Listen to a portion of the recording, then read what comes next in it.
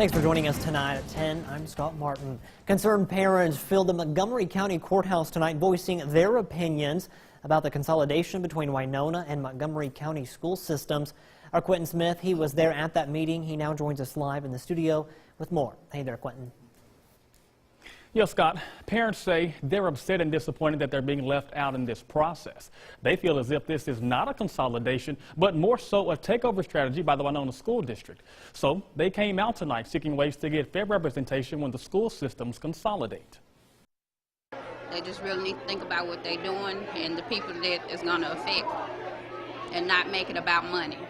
Make it about the babies. Jasmine Robinson came out to Wednesday night's meeting regarding the consolidation between the Winona and Montgomery County school systems with a lot of questions, but ended up leaving with none of them being answered. They didn't tell us what's going to happen if they do consolidate school. They didn't say what they're going to do with our babies. They didn't say if they're going to be in the same classes, if they're going to be separate, who's going to be their teachers, how they're going to treat them. Robinson has 3 kids in the Montgomery County school systems and says she believes Senate Bill 2495 discriminates against Montgomery County schools and favors Winona. I don't want the schools to consolidate, but if they do consolidate, I want my babies to get the same treatment that they get now at Kilmichael. And it's not about the teachers being black or white. It's how they treat my babies. That's all I care about. She was one of the hundreds of concerned parents who came out voicing their opinions to members of the Department of Justice. During the meeting, parents expressed that they want equal representation with the consolidated school systems. It's not the fact of them consolidating. It's just the point of it's unfair. The people in Montgomery County, we have no say-so. Everything that we're asking them, we're getting our answers. With parents not getting the answer or equal representation they want, attorney for the Montgomery County Board of Education, Cheyenne Bailey, says they've now filed a lawsuit against the Mississippi Department of Education and the Consolidated School Board. The basis of the litigation is violation of Equal Protection Clause because there's no representation on the interim board, which will serve from July 1 until January 1 of 2019. And then there are also violations of equal protection because the Montgomery County the Montgomery County School District is abolished. So none of the teachers were rehired or have been hired in the Montgomery County, in the new consolidated district to date. Also, we've alleged vote dilution. Now, Bailey says right now they're still waiting to hear back from a federal judge on their lawsuit. Now, I also want to point out no one from the Consolidated School Board was in attendance for tonight's meeting. Scott? All right, I'm sure there'll be more to follow up on this story. Thank you very much, Quentin. Also happening today, many students are taking their state tests. Meanwhile, there's an ongoing debate about how much that they're being tested. A new report by nonprofit Mississippi First is sparking even more questions. Now the Department of Education is announcing a new task force to study the issue. Courtney Ann Jackson explains. Our students are more than just answers to an ABC question. Madison County Superintendent Dr. Ronnie McGehee says there is room to look at spacing out some of the required state testing. We need more time instruction, more time to develop our young people's thought processes about solving problems, teaching soft skills, and preparing them for their future, not our past. There's a domino effect at play in Mississippi when it comes to testing. See, if students don't perform well on the test, it impacts the district's accountability rating. The punitive actions toward teachers, students, and districts is pretty heavy if you don't achieve on these assessments. It's another reason that superintendents like Clinton's Dr. Tim Martin say they are adding tests at the district level. Do some benchmark testing because we can't wait to the real thing, to the end of the year, to know how well we're going to do. So we do some benchmark testing. We do one at Christmas. We do one right after spring break. Still, he says they're using that data in a positive way. If you use the results to help drive the instruction, then testing can be a good thing. And that's part of what the Mississippi First report noted. You can't really say in a hard and fast way that a certain number of tests is too many. It really depends on how you're using them in the context of your curriculum in your school district. The report examined only 4 school districts of varying size and performance level. Their hope is that the newly formed task force will expand those questions and see if it's an across-the-board issue of excessive testing. That was Courtney Ann Jackson reporting. Now, both of those superintendents say that they'd like to see the task force consider reducing the 3rd through 8th grade testing down to every other year. Switching gears now, time to get a first look at our forecast with Chief Meteorologist Keith Gibson. Good evening there, Keith. Good evening, Scott. Downtown Louisville, Mississippi today shows the clouds that came on in and then the back edge of the clouds going away. We've enjoyed a pretty nice evening around here, but there's a narrow little band of showers moving through North Mississippi from New Albany out towards Iuka. Not a lot coming from that. That is with the actual cold front moving into the region. We had those clouds earlier, and there's that narrow stripe of showers, and that will be very fast if it actually happens to hit your location. So an isolated shower, we fall back into the 40s later tonight. 60s in many spots tomorrow, a cool day for us. The full forecast in just a few minutes. New tonight, Columbus police have issued a silver alert for a Monroe County man. Columbus police say that 52-year-old Billy Ray Parker, they say he was last seen Saturday the 14th in Columbus. He was discharged from Baptist Memorial Hospital that day and supposed to go home, but he hasn't been heard from since. Parker is on medication for dementia. If you see him, you're asked to call 911. Putting yourself in someone else's shoes. That was the idea behind a workshop designed to make future medical professionals better caregivers. Our Allie Martin has more.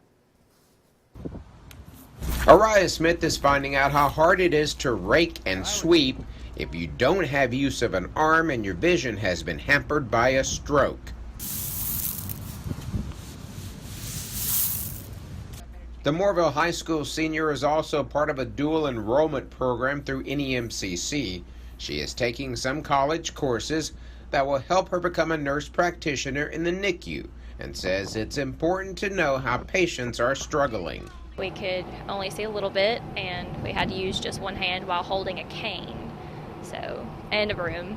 The Outpatient Rehabilitation Center at NMMC's Longtown Medical Park hosted its first ever empathy experience. High school students were outfitted with items restricting use of their arms or legs, simulating a stroke patient or a client with some form of disability. They were assisted by students in ICC's Occupational Therapy Assistant Program. Well, I hope that they can see that there's more out there for the occupational therapy field besides just getting people back to work. It's getting people back to full functioning so that they can do their daily activities and be independent on their own. Ingomar High School junior Sydney Hill found out how tough it is for a recovering stroke patient to work in a garden, and it also prompted her to count her blessings. To not take stuff for granted and thank the Lord for everything that He's given us. Organizers plan to make the empathy experience an annual event. Allie Martin, WCBI News. The empathy experience was held in April because it's Occupational Therapy Month. Over here in West Alabama's Day at Durham's Pharmacy, you can see the clouds come on in after that sunny start, and then we had the clouds, and then we had a clear evening, and now we may see a stray shower later tonight. Tomorrow's looking pretty good here. Our planner shows a lot of sun, but it will be a cooler day for us. Full forecast is next. Stay tuned. Your first alert forecast with Chief Meteorologist Keith Gibson. Our time lapse from Tupelo today with our Alpha Insurance camera, easy for me to say, shows the clouds going away this evening, but we have a narrow band of showers that have perked on up with the cold front that is actually coming on through the region right now. So New Albany, right here out towards these areas right along Highway 30, we do have some showers for you, and also moving through Burnsville right now over towards Iuka and Tishomingo County, and that stretches back into southern parts of Alcorn County, approaching northern parts of Prentice County right there. So that's it at this point. Showers few and far between across our coverage area. You can see how it's coming in from northwest to southeast. Not a lot of us will see the showers tonight. If you do, it will be very brief. There's the front. Most of the moisture now to our northeast, and it's actually snowing still up there in the Great Lakes. And the next big weather maker for us, if you happen to miss out on the rain tonight, the next big system is going to be that one near San Francisco. That will give us a chance for some showers here by Sunday. So let's talk about the weekend. Wings over Columbus Saturday. Out there at the Air Force Base, we're looking good. Low 70s. Same story over there in Starkville for Super Bulldog Weekend and the Arts Fest there. Not too bad considering the Saturdays we've had. Last Saturday, remember we had the severe weather in the morning. The previous Saturday, we had highs in the 40s with a few snowflakes dancing around the air. So this Saturday, a little bit better. Dry tomorrow, Friday, and Saturday, with that rain chance, so up to 90% on Sunday. Currently in the 60s for us, a little bit warmer to our south, much cooler back to the northwest, and that cooler air is coming our way. Winds behind this front now, about 10 to 20. We will be in that range later on tonight and for tomorrow. Again, an isolated shower possible tonight will clear things out and cool things down by sunrise, mid to upper 40s. By the morning commute, so jackets needed in the morning and really all day long, even with all the sunshine. Upper 50s to low and mid 60s. That wind from the northwest will really keep that chill going all day long tomorrow. High pressure winds out for our Thursday and Friday. There's that system coming on in, and that will spread clouds our way by Saturday afternoon, and rain chances here by Saturday night and Sunday. Can't forget, we should be in the mid to upper 30s again tomorrow night, Scott, so there's a chance for a patchy frost, especially near the Tennessee River Valley, and then some cooler than average temperatures really for the next 7 days. Well, we almost didn't have a 5 or 6 o'clock newscast today because our staff, we were out in the streets of downtown. You can probably figure it out, but we'll tell you why a little later in the show. Welcome back, everyone. We're diving into an app that you can access to keep control of your healthcare information. We learned more about the MyChart in our Health Talk with Baptist. Hi, I'm Bobby Lawson, manager of outpatient testing and member of the Baptist OneCare MyChart team here at Baptist Memorial Hospital, Golden Triangle. Tonight, I want to talk to you about some of the other benefits of Baptist OneCare and MyChart. Wouldn't it be great if you truly had quick and free access to your own medical records from your laptop, smartphone, or other electronic device? Baptist OneCare, the electronic health record that hospital, clinics, and physician offices in our Baptist system use include a free app called MyChart that puts you in control of your health information. When you are a patient in our hospital, you may see your doctors and nurses typing information in their computer. They are capturing all of your health information to put into your electronic health record, which provides a one-touch point of care for patients and caregivers. If you have been admitted to the hospital on or after December 1st, 2014, you probably noticed that at several points during your hospital stay, we have offered to help you activate your MyChart account. MyChart allows you to see your plan of care while you are a patient, including a detailed schedule of your entire day. When you are scheduled for a lab test or therapy, a list of medications and when you are to take them, and a summary of treatment from the previous day. Join us next time for Health Talk with Baptist, where we will discuss some of the other benefits of MyChart and how to sign up. Mail your topic suggestions to healthtalk@wcbi.com. Health Talk has been brought to you by Baptist Memorial Hospital, Golden Triangle. Well, teamwork is paying off for some 5th graders and their teacher. Ms. Burnett is a 5th grade math and science teacher at Sale Elementary School. She's also our Educator of the Week. Burnett believes working together in groups to get things accomplished helps her students grow academically and socially. Just goes back to what I believe about teaching and learning and students constructing knowledge in a social environment. So when they collaborate, a student may be able to explain it in a way that I'm not able to. I'm trying to get students to grow academically and also reach them socially. So I've learned that I won't let up. So very nice. If you'd like to nominate a teacher, just visit our website, wcbi.com. WCBI's Educator of the Week is brought to you by Food Giant, where your neighbors are the owners. WCBI Sports with Robbie Donahoe. College football news. New Hope and Starkville High's Brady Davis announced via Twitter on Wednesday evening he will transfer from Memphis. Davis played in 2 games in his career with the Tigers, but sustained a left knee injury as a redshirt freshman that thwarted his progress to break onto the field. He's expected to open his recruitment for his transfer destination in the coming weeks. Well, speaking of Memphis, Tigers hosting Mississippi State up at AutoZone Park this evening. Plenty of Bulldog fans in attendance for this one. Bats were silent for MSU. Top one on for Tanner Allen. He grounds into the 4-6-3 double play to end the threat. Tigers led 2-0 in the 7th when MSU comes to life. Hunter Stovall ripping one down the right field line. That would score Tanner Allen. It would be a 2-1 game. But bottom 7 would be the half inning. That would be State's undoing. Memphis scores 4 in the inning, including this Colton Neal single to center that would score 2. Memphis was 12-25 coming into tonight, but they take it to MSU, winning 6-1. Diamond Dogs have now lost to McNeese State, Southeastern Louisiana, and Nichols in midweek games this year. Bulldogs will host Arkansas for Super Bulldog weekend coming up this weekend. Up to Oxford, Will Golson and Ole Miss facing Arkansas State in their midweek contest. Top one, Rebs going to work on the scoreboard. Bases loaded for the former New Hope Trojan. This one getting into left and gets down. That would score Thomas Dillard and Nick Fortes. It's a 3-0 lead for Ole Miss after one. Bottom two, Greg Kessinger stepping up with one on, and you can kiss this pitch goodbye. Deep and not playable. 2-run shot to left. It's a 5-1 lead now for Ole Miss. Later in the inning, one on for Thomas Dillard. He saw what Gray could do, and he says, anything you can do, I can do better. We have a 100% chance of showers in right field. 2-run shot. Ole Miss cruises to a 10-3 win as the Rebels notch win number 30 on the season. They will have Georgia coming to Swayze this weekend. To our student athletes of the week, playoff action begins this weekend in fast pitch softball, and one area team from Monroe County making waves. Our Jonathan Flippo has more. The regular season officially came to a close for the Hatley Lady Tigers softball team. After a great regular season, the team is now looking to build on that success heading into postseason play. It's undescribable. I knew before the season started it'd be different than the past, and I'm grateful for that. It's been a pretty successful season for us. We've had a lot of tight games, a lot of barn burner games, a lot of ups and downs so far.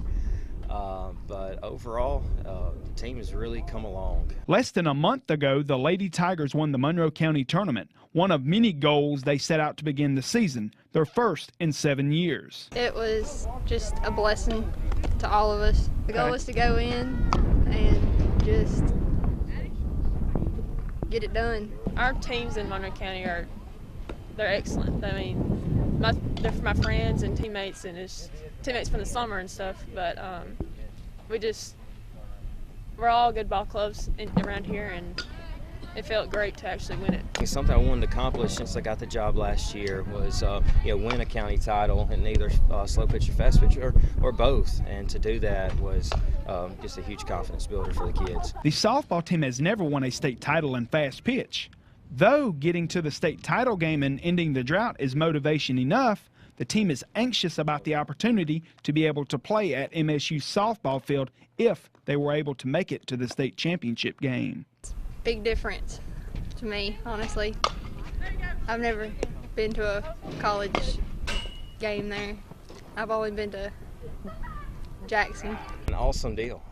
To play on a collegiate field is just remarkable, and to play a state title or state championship at Mississippi State or playing in Hattiesburg would just be, like I said, unbelievable. The play-in round of the postseason will begin on Friday. Reporting in Hatley, I'm Jonathan Flippo, WCBI Sports. WCBI Student Athlete of the Week with Jonathan Flippo is brought to you by C Spire Wireless.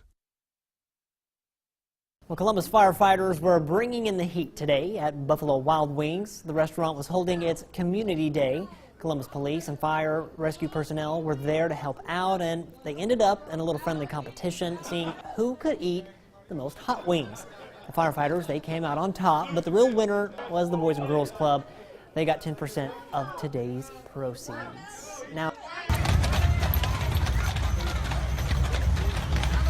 and if you needed a cold one after all those hot wings, a few places in downtown Columbus got their deliveries the old-fashioned way.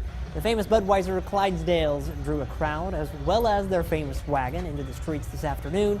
If you miss them, don't worry. They'll be at the Fire Station Park, that is, in Starkville tomorrow, in Tupelo on Friday, and they'll be at the Wings Over Columbus Air Show this weekend. And real quick, just want to say that the Starkville Fire and Police Department also did a Buffalo Wild Wings contest in Starkville, and the Starkville PD, they came out on top there. Why didn't the Clydesdales stop at WCBI and drop off stuff? Many folks were asking that question today inside the building. Just saying. They tweeted at me. Maybe they'll come back. Come on back. Give us one. Come on. All right, weather-wise, a few isolated showers out there right now. A lot of sun tomorrow and Friday, cooler as we go throughout the next couple of days, and the rain really returns, it looks like, by Sunday. But Saturday, there's a lot of stuff happening here. It looks like it will be a pretty nice day for us. Yeah, busy weekend for sure. Busy few weekends, really, so let's get out and enjoy it. Thanks, Keith. Thanks for watching. Have a good night. We'll see you right back here tomorrow.